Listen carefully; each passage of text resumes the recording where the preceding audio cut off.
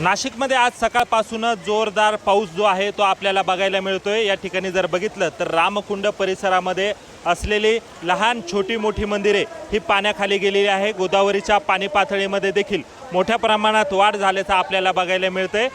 गेल्या काही दिवसांपासून जर बघितलं असेल तर मान्सूनने विश्रांती दिलेली होती, मात्र काल रात्रीपासूनच नाशिक शहरामध्ये जोरदार आणि मुसळधार हा पाऊस सुरू आहे। कालपर्यंत 35 मिलीमीटर इतका पाऊस हा नाशिक शहरामध्ये पडलेला आहे। तर गंगापूर धरणाच्या पाणलोट क्षेत्रामध्ये देखील मोठ्या प्रमाणात हा पाऊस सुरू आहे आणि यामुळे गोदावरीच्या पाणी पातळीमध्ये वाढ झाल्याचं आपल्याला या ठिकाणी बघायला मिळतंय। हवामान खात्याने नाशिकला येलो अलर्ट दिलेला होता आणि या सगळ्या पार्श्वभूमीवर जर बघितलं तर सकाळपासूनच पावसाने चांगला जोर धरल्याचं आपल्याला या ठिकाणी बघायला मिळतंय।